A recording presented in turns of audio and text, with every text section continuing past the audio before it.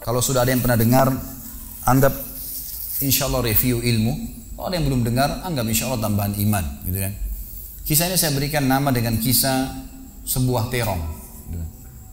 Ada seorang anak muda di Damaskus, di ibu kota Syria, di zaman tabi'in dulu.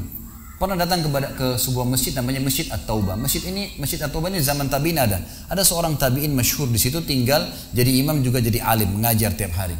Anak muda ini datang lalu berkata, wahai imam, imam kalau kita kiai, wahai imam, saya datang dari luar Damaskus, ya miskin, tidak punya apa-apa, tapi saya mau belajar agama.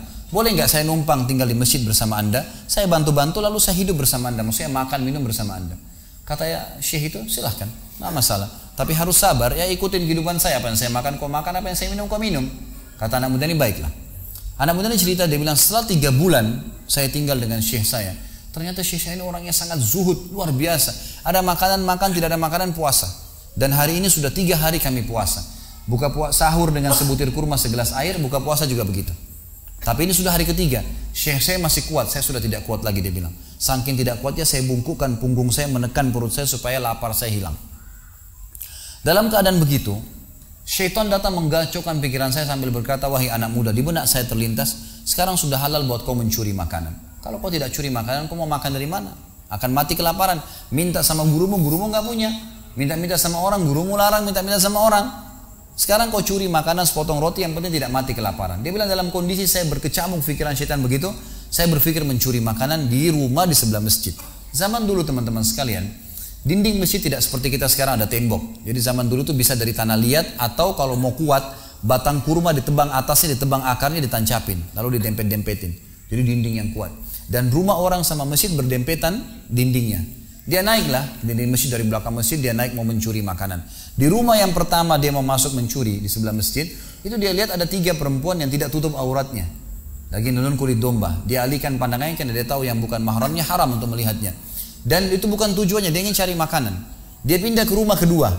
Waktu dia pindah ke rumah kedua, dia lihat dari atas rumah kena pakai pelapa-pelapa kurma, jadi kelihatan nggak ada orang, tapi ada bau masakan. Kena laparnya dia turun ke dalam, dia masuk ke dapur, ditemukan ada panci yang lagi dipakai masak dengan kayu bakar. Di dalamnya ada, waktu dia buka, air yang sedang direbus 2 buah terong yang sudah matang.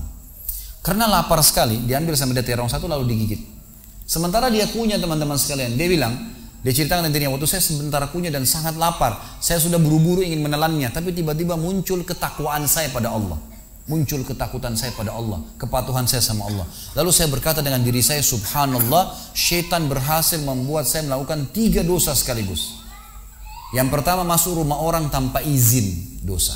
Yang kedua, mencuri, mengambil terong itu. Dan yang ketiga, saya sedang memakan makanan yang haram. 3 dosa sekaligus. Maka dia bilang, tidak mungkin Allah membuat saya mati kelaparan karena meninggalkan yang haram. Karena Nabi Muhammad SAW sudah bersabda, man taraka sya'ni la abdalahu khairan min. Siapa yang meninggalkan sesuatu karena Allah, Allah akan gantikan yang lebih baik darinya. Lalu saya lempar gumpalan makanan terong itu ke lantai dapur tersebut, lalu saya kembali ke masjid. Dan masih ada pengajian, saya tidak bisa tangkap apa yang sedang dibahas karena laparnya. Waktu bubar pengajian, dia bilang, guru saya duduk di kursinya, saya pun duduk di tiang salah satu masjid. Ada 1 orang tua di belakang masjid. Lalu masuklah seorang wanita dari pintu masjid bercadar, berbicara dengan guru saya sambil guru saya menundukkan pandangannya. Setelah itu guru saya mengangkat kepalanya lalu melihat ke arah saya dan memanggil, kesinilah muridku. Datanglah saya, kata anak muda ini. Lalu ditanya oleh guru saya, apa kau sudah menikah? Dijawab oleh muridnya, belum. Lalu ditanya 2 kali, apa kau ingin menikah? Dia tidak jawab. Apa kau ingin menikah? Tidak jawab. Sampai 3 kali, apa kau ingin menikah? Dia tidak jawab. Lalu kata anak muda ini, wahai imam, wahai syekh, ya guru saya setelah Allah subhanahu wa ta'ala, hidup saya bergantung pada anda. Apa yang anda makan, saya makan. Apa yang anda minum, saya minum. Sekarang sudah 3 hari kita punya makanan dan minuman, puasa. Dan saya sangat lapar. Kalau saya nikah, saya mau beri makan dari mana istri saya? Lalu kata syekhnya, ini perempuan di sebelah saya yang bercadar, baru selesai masa iddah meninggal suaminya, 4 bulan 10 hari. Dan dia ditinggalkan harta yang cukup, dia masih muda, dia takut fitnah. Dia ingin saya carikan jodoh, saya anggap kamu cocok. Kamu mau? Dia bilang iya. Tanya perempuan, kamu mau? Dia bilang iya. Syekhnya keluarin kendi dari kamar, dikasihkan jadi mahar, panggil walinya perempuan, panggil 2 saksi, kalimat akad, selesai. Hitungan menit nih. Lalu kata syekhnya, pulanglah ke rumah istrimu. Saatnya sekarang kamu pulang, udah. Nanti kalau mau sholat, mau ibadah, silakan datang ke masjid. Sudah nggak perlu lagi numpang di masjid gitu. Pulanglah dia sama istrinya. Dia ceritain, dia maksud saya jalan sama istri saya masih malu-malu, baru nikah. Dan ini kan memang hitungan menit nih, ya. Dia baru tadi kelaparan, tiba-tiba sekarang sudah nikah gitu. Dia bilang saya jalan. Keluar dari masjid, lewat di rumah pertama yang dia tadi manjat mencuri, mau mencuri, dilewatin sama istrinya. Begitu masuk, tiba di depan pintu rumah kedua yang dia manjat, gitu kan? Istrinya berhenti, buka pintu rumah lalu berkata, masuklah suamiku, ini rumah kita. Rumah yang tadi dia mencuri nih. Maka dia pun bilang, saya masuk ke ruang tamu, saya melihat di atas, ini benar rumah tadi yang saya masuk mencuri.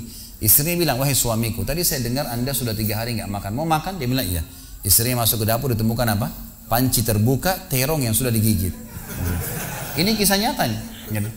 Tiba-tiba perempuan ini bilang, siapa yang makan terong saya? Spontan, gitu. Teriak gitu kan. Pada saat dia teriak, maka si laki-laki ini mengucapkan kalimat begini. Ini dari saksi bahasan kita. Dia mengatakan, kesinilah istriku. Demi Allah begini ceritanya. Kronologisnya saya manjat, saya turun, saya lapar, saya makan. Dan demi Allah sebelum saya telan, karena saya takut sama Allah, saya lempar ke dapur, ke lantai dapurmu dan belum kering tuh. Gitu kan. Maka perempuan ini mengucapkan kalimat, saya berharap semua muslimah di belakang sana juga punya iman seperti ini. Kata para ulama, ucapan wanita ini perlu diukir dengan ukiran emas, karena menandakan iman yang luar biasa. Kata dia, wahai suamiku, engkau meninggalkan segumpal makanan haram. Allah jadikan makanan itu, pancinya, rumahnya, pemilik rumahnya jadi milikmu sekarang.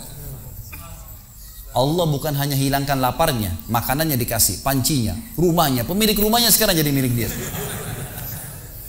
Orang yang bertakwa kepada Allah diberikan jalan keluar, teman-teman sekalian. Jadi bertakwalah sama Allah, hanya patuh dan tunduk kepadanya. Semua yang baik di mata Allah, semua yang buruk juga di mata Allah SWT. Dan jangan pedulikan urusan dunia ini, jalankan sesuai dengan apa yang Allah SWT inginkan.